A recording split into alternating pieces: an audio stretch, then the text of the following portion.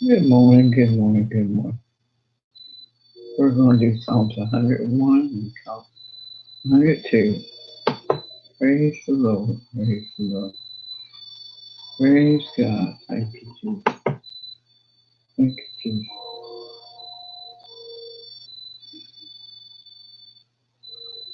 Thank you, Jesus.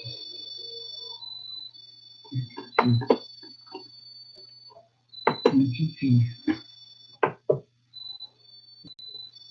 Thank you, Jesus. Thank you, Jesus. Let me get my notes.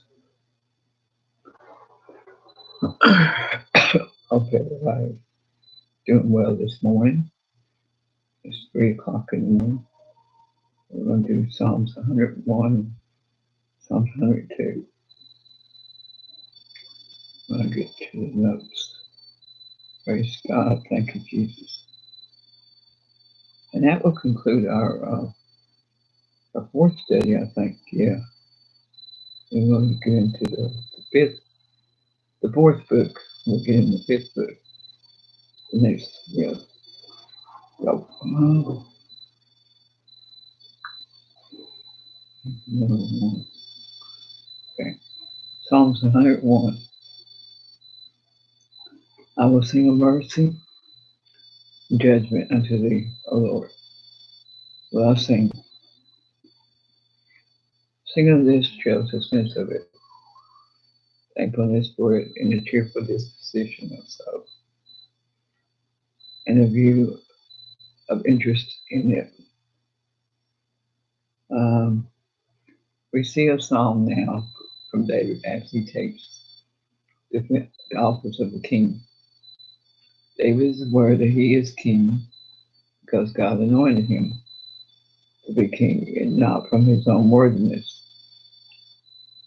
In the last few psalms that David wrote, he was praying for God's help and then praising him for the help that came. God is not only a God of love, but a God of judgment as well.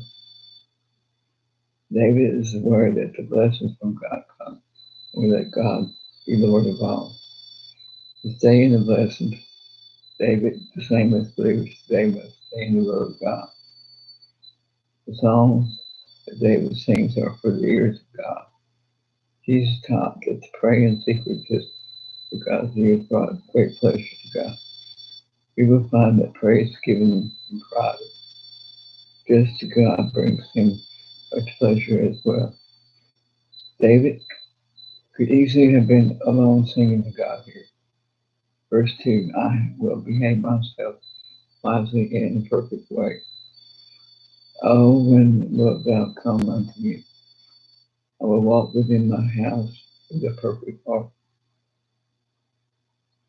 This is a determination on David's part to walk uprightly before God. David says here, God, I will walk uprightly when no one knows about it, but you and me. I will not walk uprightly so that men can look and say, David is walking uprightly, but because I want to do God's will in my everyday life. David is asking God to come in fellowship with him in his home. I am sure David wanted to confer with the Lord before he makes the later decisions while he is king. We know that David's heart wanted to please God in all things. We do also know that David sinned because he answered the call of his flesh. David never stopped desiring to do God's will in his heart, though. I love the promise David made to God that he would walk uprightly before God in this moment.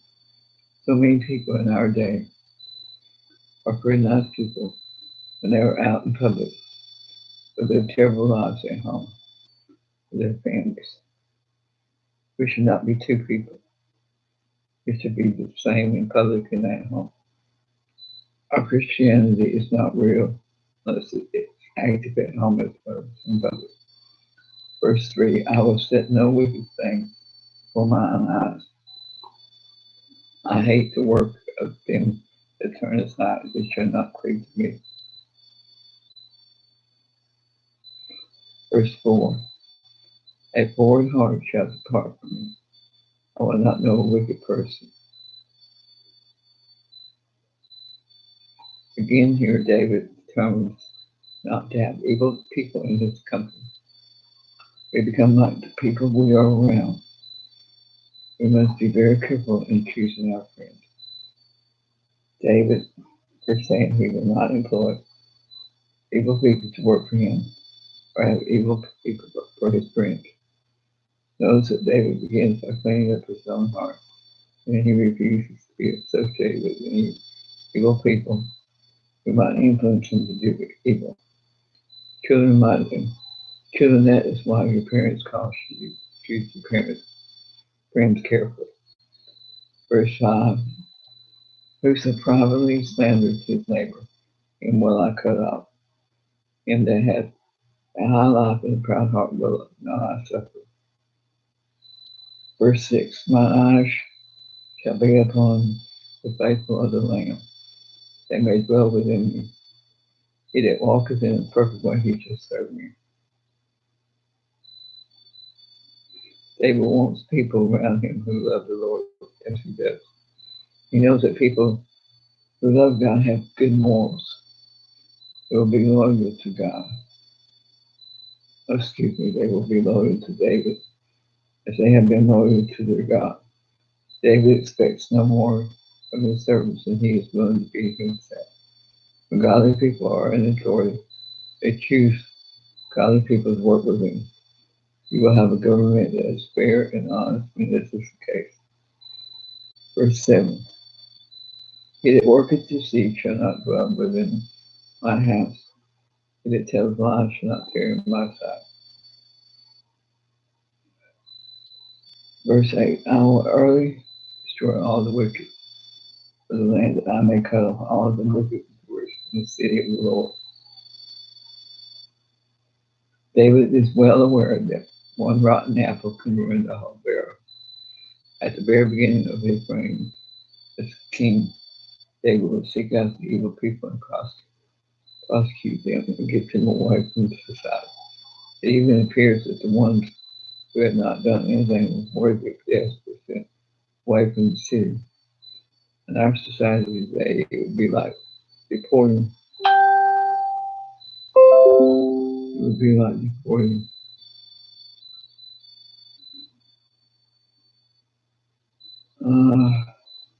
them or locking them away from society. David is determined to have the land that he reigns over, a land of godly people. Jerusalem was thought of by David as being a holy city, and he would not tolerate evil in the city of God. Even today, it is still thought of as being the holy city of God. We, the king of the land, carry tremendous responsibility with it. David wanted his reign to be a godly reign. Many of the politicians today could take a look at David here. God is watching to see how they administer the job they had been given. Now we go to chapter 102. Let's see. Thank you, Jesus.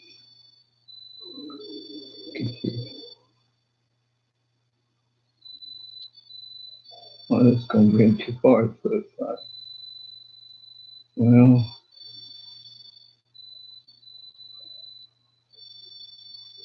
hear my prayer, O Lord, and let my cry come unto thee. The penman is not certain in this chapter of Psalms. It could have been penned any time when great troubles came upon Jerusalem and its people. It was possible about the time, with captivity. Lord, here is Jehovah. It is such a shame that most prayers do not occur until there is great affliction. Certainly, when we are faced with great trials and tribulations in our life, we then turn to the Lord in sincere prayer to get us out of the problems we are facing at the moment. The penman here is not only praying earnestly, but also begging the Lord to listen and answer this prayer. Verse 2, hide not thy face from me in the day of When I am in trouble, incline thine ear unto me. The day when I call, answer me speedily. This is so much like what happened with the Hebrew children on their way to the promised land. They would sin and come. God would allow terrible suffering and to come. Then they would repent and ask God for his help. God would forgive them and restore them, and then they would drift into sin again. This had been the story of man from the foundation of the world. Not only does the penman here want an answer to prayer, but he wants a speedy answer. Verse 3, for my days were consumed like smoke, and my bones were burned as a heart. He is in such a heavy grief that it seems his days are like a puff of smoke. They are here and then they are suddenly gone. This bitter grief that he is feeling is making him sick in his body. He says, even his bones are aching from this grief. Verse 4, my heart is smitten and withered like grass so that I forget to eat my bread. This is speaking of a broken heart that feels as if it has withered and died like grass does when it is cut. This person has no desire to prolong the agony and desires no food to eat. This is a fast from food, not unto the Lord, but just no desire to eat. Sometimes this happens with grief, experienced at the loss of a loved one. Verse 5 and 6. By reason of the voice, my groaning and my bones cleave to my skin. I am like a pelican of the wilderness. I am like an owl of the desert. Verse 7. I watch, and I am as a sparrow alone upon the housetop. It says he feels that he is the only one who cares whether there is a homeland at all or not. The lonely sparrow on the housetop is watching and wanting for an opportunity to build a nest. The psalmist is saying he too is watching and waiting for the opportunity to build a home in his land. Verse 8. My enemies reproach me all the day. They are mad against me, and they that are mad against me are sworn against me. Those enemies that have taken away his way of life are not content to just have won. They are taunting him, asking him where his God is now. It seems these evil enemies of this man have seemed even going to destroy him completely. Again, he has not left his native land, but is wanting for the opportunity to live there. His enemies are telling him day and night that will never be. Verse 9. For I have eaten ashes like bread and mingled my drink with weeping. It was a very high form of grief to wear sackcloth and pour ashes upon their head. This is what he has been doing here. In fact, he has done this so much, his ashes have gotten in the little food he does eat. He has wept so much. His tears are in the water he drinks. Verse 10. Because of thine indignation and thy wrath, for thou hast lifted me up and cast me down.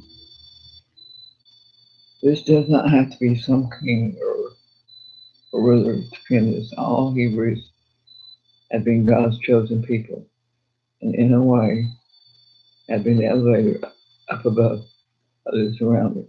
He may have been cast down of God, but if God did cast him down unless he deserved it, God's wrath is deserved for the killing of disobedience. In Ephesians chapter 5, verse 6, let no man deceive you with vain words, because of these things cometh the wrath of God upon the children of disobedience. Verse 11, my days are like a shadow that declines, and I am withered like grass. This is actually the fate of all men who are not in right standing with God. Everyone good and bad begins out of the way. They are born. The only important difference in one man over another is what happens to them. As Jesus brings life here on the earth, those who trust in Jesus have this faith, Lord, inherit eternal life. Verse 12. But thou, O Lord, shalt endure forever, and thy remembrance unto all generations. Verse 13. Thou shalt arise and have mercy upon Zion, for the time to favor her, yea, the set time is come. We have spoken of Zion and all that it means in all these verses. Zion, the mountain in Jerusalem, certainly will be totally restored as the holy city of God. Verse 14, for thy servants take pleasure in her song, and favor the dust thereof.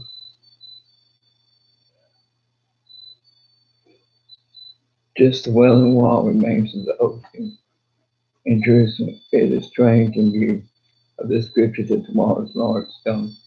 The Jewish people and many Christians from around the world go to the wall of stone and pray today. Amen. Get to the rest of it.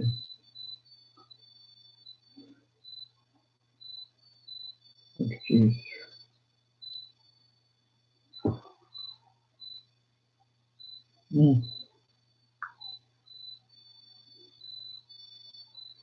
Verse 15. So the heathen shall fear the name of the Lord, and all the kings of the earth thy glory. Verse 16. When the Lord shall build up Zion, he shall appear in his glory. That is when he will have drawn his church out of the darkness of death. His glorious power, wisdom, and goodness shall be manifested to all the world. Verse 17. He will regard the prayer of the destitute, and not despise their prayer. Now, not treat it with contempt, nor pass it by unheard. Verse 18. This shall be written for the generation to come, and the people which shall be created shall praise the Lord. The deliverance of the church is an excellent benefit, and therefore he compares it to a new creation. For their banishment to the body of the church seems to have been dead, which by deliverance was as it were created anew. Verse 19. For he was looked down from the height of his sanctuary. From heaven did the Lord beheld the earth. God's true sanctuary is heaven. It's the heaven of heavens, wherein he dwells. Earthly sanctuaries are but shadows of this, as God in the days of old had looked down on the affliction of his people in Egypt, so did he now look down and behold their sufferings in Babylon. Verse 20. To hear the groaning of the prisoner, to release those that are appointed to death. And then to release his poor captives out of Babylon, and which is more from the chains and fetters of sin and Satan, and from eternal destruction, who now in their banishment could look for nothing but death. Verse 21. To declare the name of the Lord in Zion, and his praise in Jerusalem.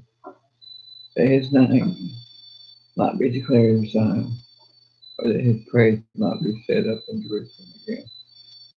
That is, that his people might be returned there, and his praise be celebrated again in the holy city.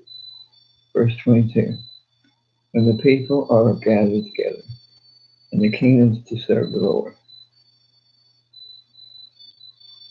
The psalmist emphasizes the suffering and discipline often associated with sin. This lament arose out of a situation where the godly took together with the wicked were exiled from the land. Verse 23. He weakened my strength in the way he shortened my days. Amen. The church lament, but they see not the time of Christ, which was promised, but had but few years and short days. He made me grow old prematurely. Verse 24. I said, oh my God, take me not away in the middle of my days. And years are through all generations. Verse 25. Of old have you laid the foundation of the earth, of the heavens are the work of thy hands. The eternity of God looks backward and forward. It is both without beginning and without end. The former is confirmed and illustrated. Excuse me. The latter is clearly implied in this verse. That was the being before the creation of the world, when there was nothing but eternity, but the earth and heaven, at the beginning given them by thy almighty power. Verse 26, they shall perish, but thou shalt endure. Yes, all of them shall wax old like a garment. As a vesture shalt thou change them. They shall be changed. The coming destruction of the world that now is very prevalently declared by the scripture in Isaiah, and Matthew, Mark, Luke, and 2 Peter. If heaven and earth perish, much more men will perish, but the church, by reason of God's promise, endures forever. Verse 27. But you are the same, thy years shall have no end. But I say to you, this generation will not pass away until all these things take place. Heaven and earth will pass away, but my words will not pass away. Matthew 24, verse 34 and 35. Verse 28. The children of your servants shall continue, and their seed shall be established before thee. The realistic hope of one who perceives that though he is about to die, God's purpose on earth will be accomplished in future generations in the place of thy gracious presence, either here in thy church or hereafter in heaven. Seeing you have chosen your church out of the world and joined it to you, it cannot but continue forever if you are everlasting. Amen. God bless you.